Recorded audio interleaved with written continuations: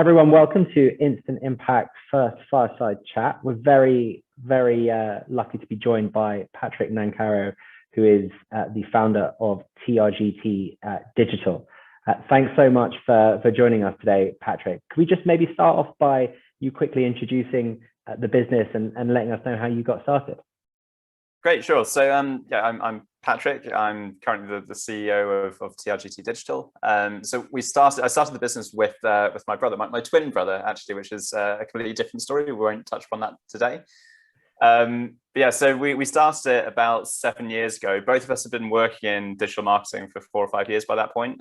So both agencies having client side. And we started doing just by chance a bit of work on the side, which then snowballed into us setting up the business. Basically, projects came along and kept coming along to the extent where it just made sense for us to take it full time. And so that was 7 years ago, just the two of us effectively operating as freelancers. We're now, I think it's 70 people based around the world, running campaigns for about 85, 90 clients, again, from all around the world. Brilliant, and growing rapidly, I understand, continuing a really exciting story. So I was wondering, I think, and right at the core of what we wanted to chat to you about today, I know that right from the very beginning, TRGT Digital has been predominantly a remote business, and I'd be really interested in understanding why. I mean, obviously, companies are now trying to come to terms with being remote post-pandemic and what they're going to be doing going forward. But why was it that you decided to be remote only from the very beginning? Well, I like to think of us as visionaries. No, I'm kidding. We did it because I was based in London at the time. My brother was based in Barcelona or near Barcelona. And so when we started this, it was just, okay, the two of us, I'm not going to move to Barcelona, although latterly I have actually. I'm currently in Barcelona. And then my brother wasn't going to move to London. And so naturally it just started remotely, but it was kind of like a couple of freelancers working in tandem. So it didn't really matter. I think it was when we started to hire people that we formalized the decision to remain remote. And it kind of started with the first team member that we hired. So Andrea, who was an Italian guy based in Dublin. And so, like most Italians based in Dublin, they aren't a huge fan of the weather. And he pretty quickly upped sticks and moved to Barcelona. And it was like, hang on a second. This is something that's quite appealing to people. And do you know what? In fact, neither of us met Andrea for the first 2 or 3 months that we were working together. He came as a recommendation from a friend that I used to work with. And it all functioned very well. He picked things up very quickly, operated very autonomously without us having to give him too much input. And it was great. And after seeing all that, it was just like, maybe this will work if we scale it this way. So we just decided to give it a try and see what happened. And yeah, it's ended up working. Well, I imagine as it's continued to work and as you continue to scale, you've moved beyond the world where people sort of happen to thrive in that remote working environment. And I was wondering what elements have you had to kind of codify and build into your business's process and culture to make sure that you're scalable as a remote business? So I think there's a couple of things that are pretty crucial to this. So number one, and this is probably quite different from the way a lot of other people in our industry approach things, is that we don't do any hiring of recent grads or people without experience. And so generally speaking, we look for at least 2 years of experience working on the platforms that we operate on. And that's largely because training people from scratch is quite difficult to do remotely. And so this is something that might change for us in the future. But certainly, as we were getting started in the early stages of the business, we didn't want to be dedicating significant amounts of senior resource to training up people who hadn't got any experience doing anything. And so it's easier to hold people's hands when you're in the office. So I think that was one major part of it. I think the second part of that was so trying to build a culture remotely as well is something that's was a major concern for us.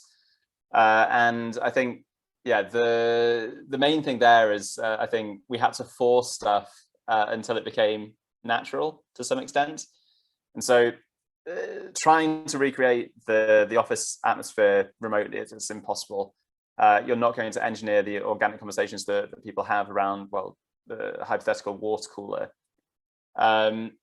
And so we found that we had to try and engineer quite a lot of those more organic experiences by forcing ourselves to interact more openly with people, to share everything on Slack, which is the main communications channel we use, and to just externalize a lot of what would usually be kept internal or in normal vocal conversation within the office. That's really interesting. Can I press you for, are you talking about work things? You talk about people reflecting on their personal life and a bit of it's a bit of both. Office chat.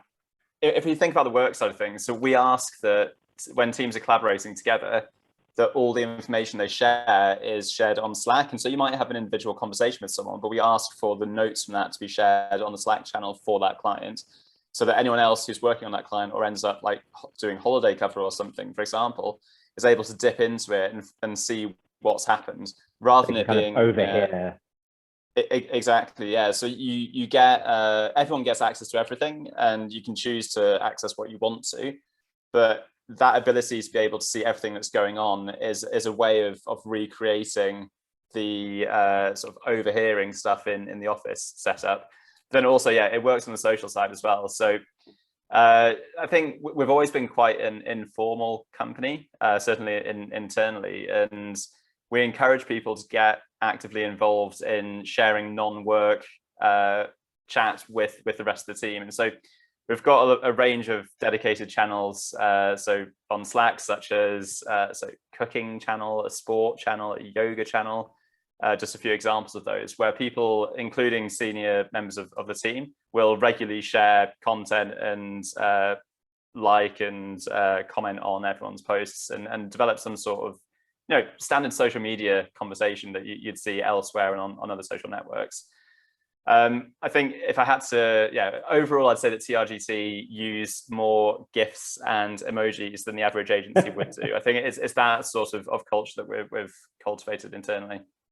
That's really interesting. And I'd be really interested. Obviously, I guess we've covered the socializing and the lighter element of work. We covered some of the professional part. How about your role as a sort of pastoral carer to your employees? I think thinking about being a manager and thinking about having a team under you, one of the things that I found easier to pick up is when people are feeling very stressed, when they're feeling anxious, when maybe something's going on in their personal life.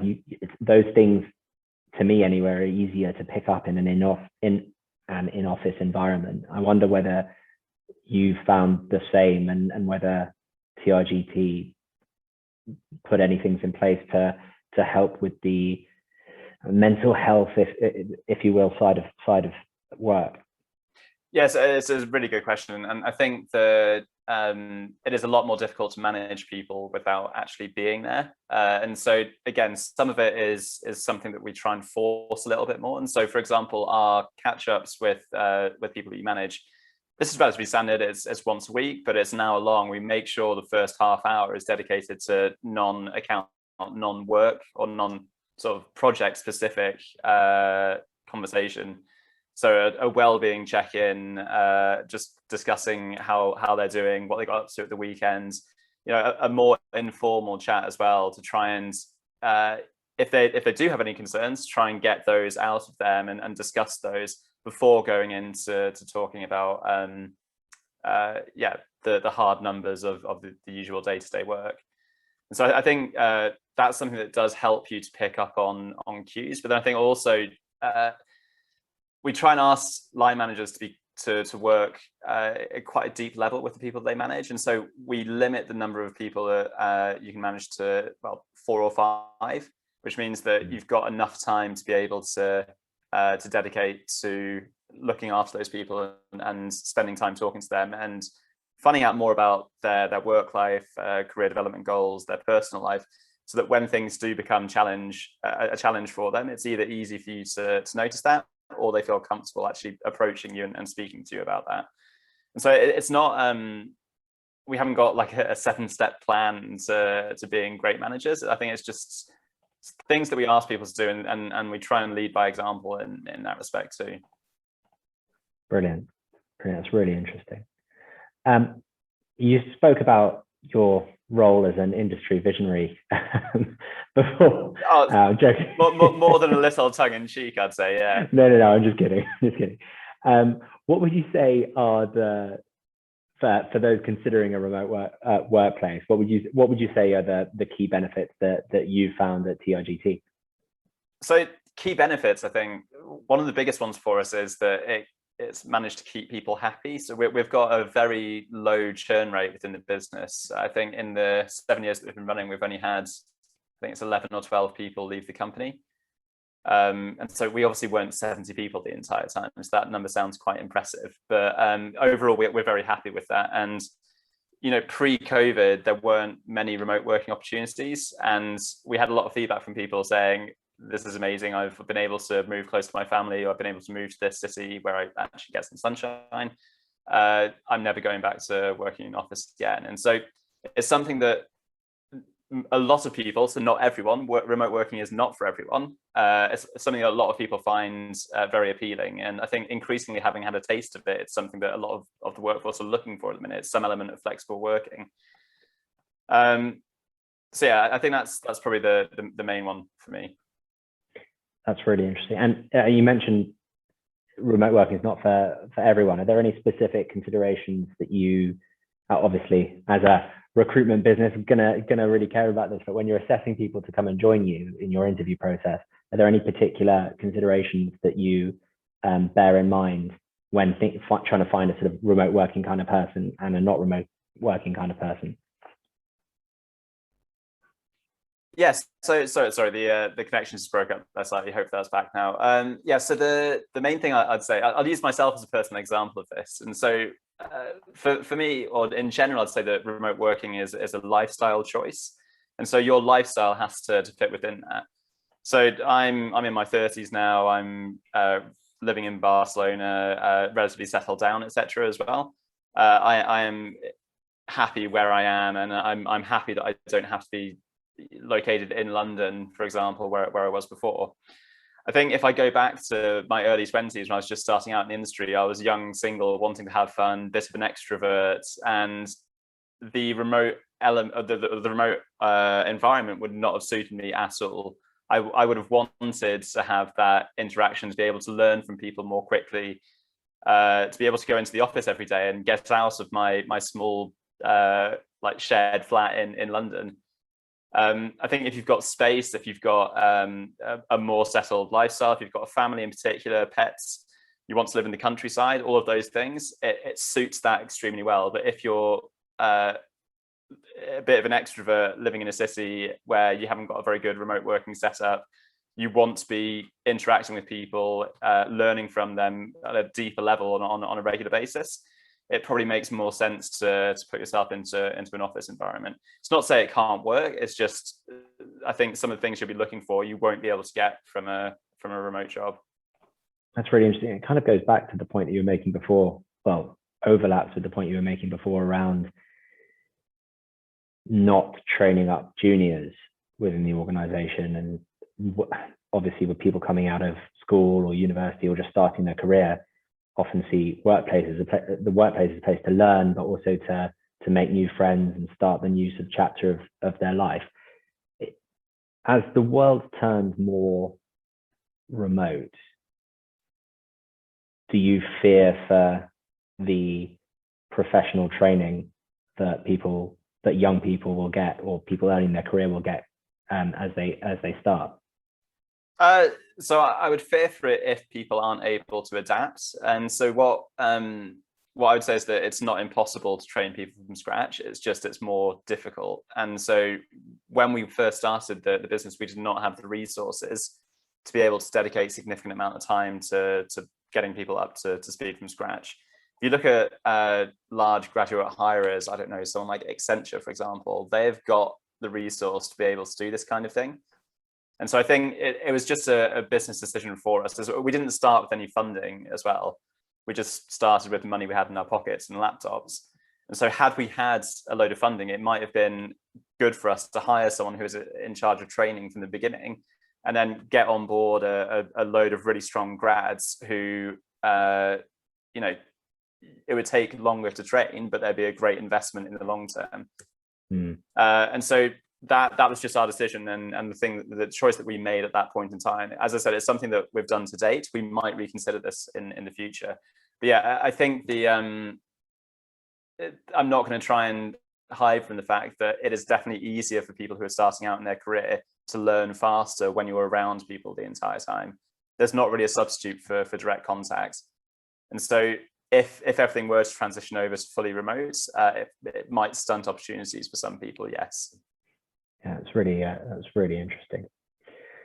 So I would imagine a lot of our, I say audience, but a lot of people who are going to be listening to this when it's all cleaned up and posted on, say cleaned up for audio quality rather than for any of the explicit language we're using, but they're people working in established businesses, and the vast majority of those businesses would have been completely in office before the pandemic. They've adapted and changed during the pandemic, but I think the majority of people we're speaking to are expecting to retain at least an element of the remote working world that we've all been forced into over the last couple of years. If you were working at a more traditional business rather than starting from scratch, what kind of different considerations do you think you have when setting up for a remote working future?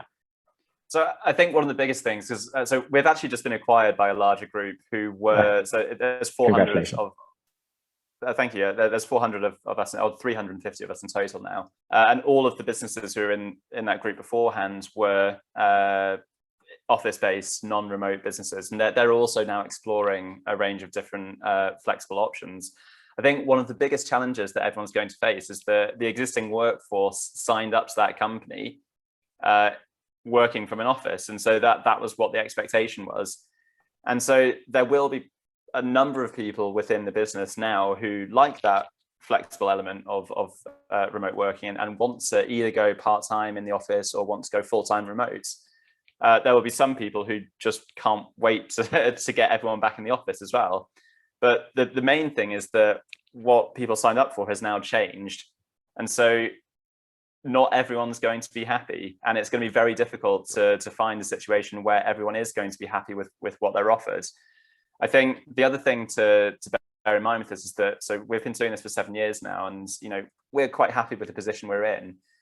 It didn't start that way. We didn't get it right throughout all those 7 years. It was probably 3 or 4 years of us failing miserably at loads of different things. Obviously not to the extent that the business failed, we lost loads of people, but we made a lot of mistakes along the way and definitely weren't as well set up immediately.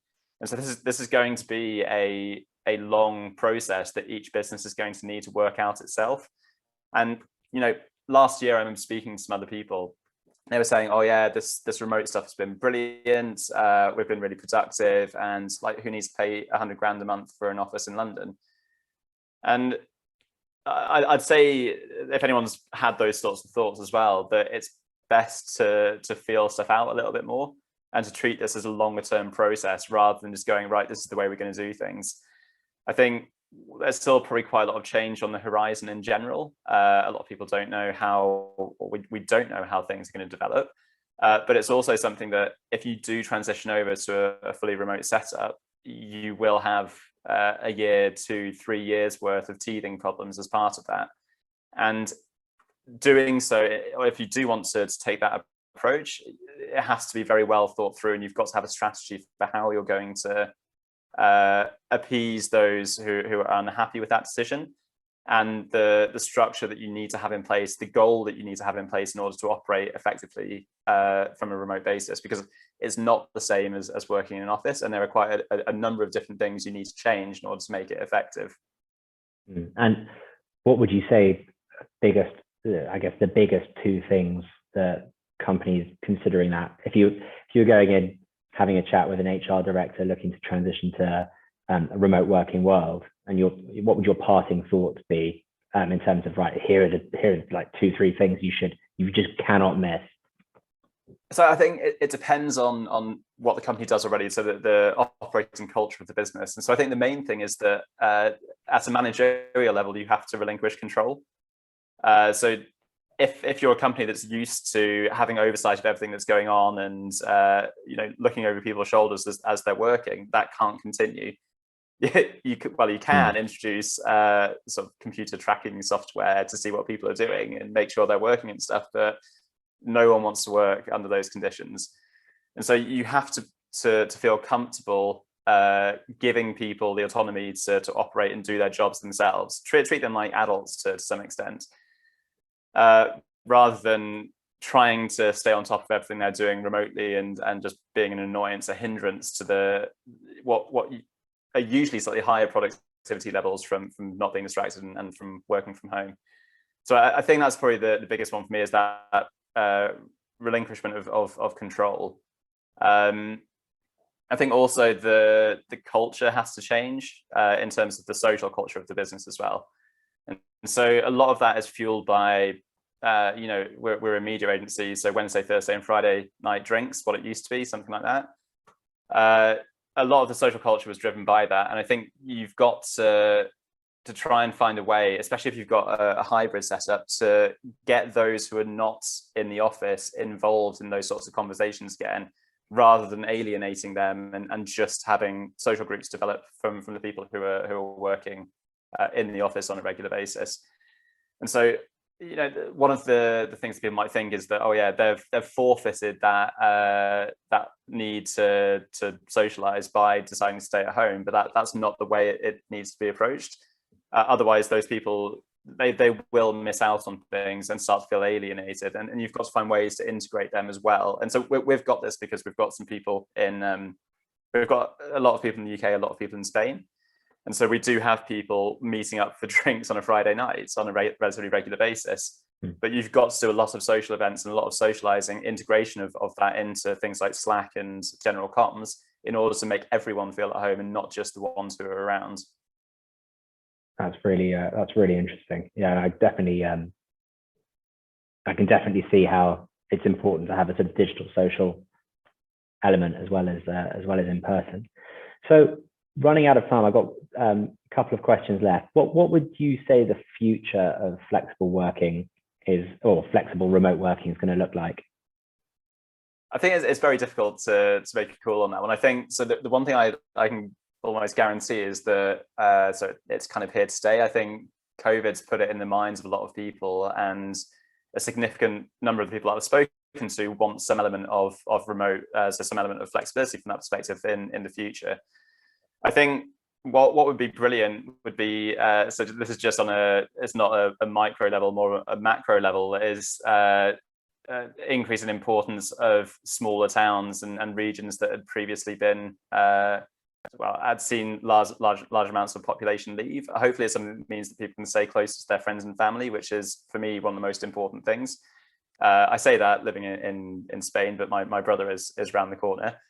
I think it gives people the opportunity to not put work at the very center of their lives, but have units around them that they can center on instead of that. I think so. For the individual, it's something that's going to be very important.